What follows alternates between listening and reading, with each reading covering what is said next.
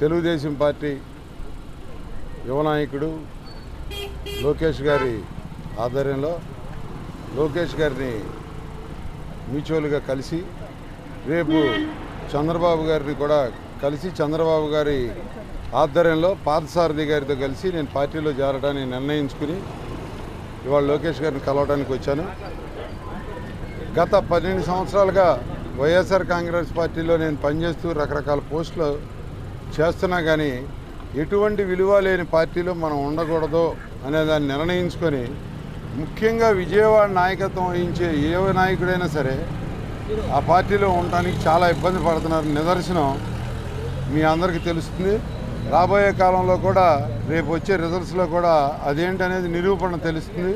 ప్రతి విషయంలోనూ మేము రాజకీయమే కాదు 10 మందికి ఉపయోగపడే వ్యక్తులుగా మేము పార్టీలో పెరిగాం తప్పితే ఒకళ్ళని మోసం చేయడానికో ఒకళ్ళని ఇంకోటి చేయడానికో మేము ఎప్పుడు రాలేదు.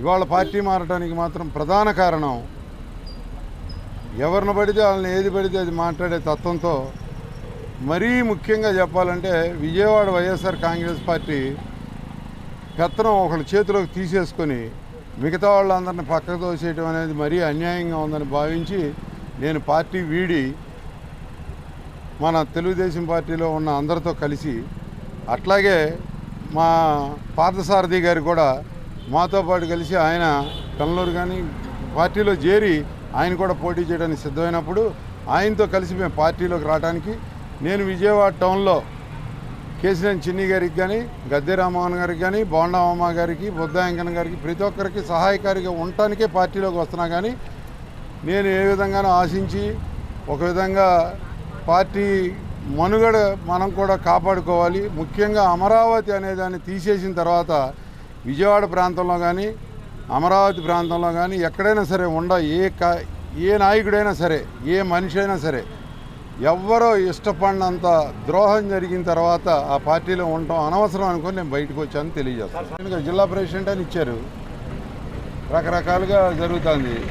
అట్లాగే మా ఇన్ఛార్జ్ ఉన్నారు. ఎవరి కాళ్ళు వాళ్ళ సొంత నిర్ణయాలు తప్పితే పార్టీలో ఉన్న 10 మంది కార్యకర్తలు అందరూ ఒకరికొకరు కలిసి మాట్లాడుకొని చర్చించుకోవడం అనేది ఈ 4 ఏళ్లలో ఒక్కరోజు కూడా జరగలేదు.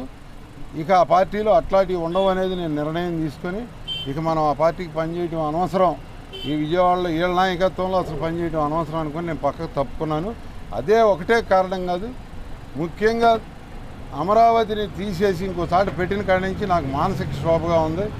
మా ప్రాంతంలో ముఖ్యపట్నం పోయింది, తీసేస్తామని పదే అన్నప్పుడల్లా మాకు విపరీతమైన బాధే కాకుండా కింద చాలామంది మమ్మల్ని తిట్టడం ఇవన్నీ చూసి సమర్థించుకొని ఎవరి పని వాళ్ళు చేసుకోవచ్చు. కానీ ఏ మనిషి తన ప్రాంతాన్ని ముఖ్యపట్నం పోయింది అంటే ఇంక ఇక్కడ ఉండటం అనేది అనవసరం అనేది నా ఫీలింగ్. దానికోసమే నేను తెలుగుదేశం పార్టీని సపోర్ట్ చేస్తూ ఇక్కడ ఉన్న ప్రతి ఒక్కరితోనూ కలిసి నడుస్తాను తెలియదు.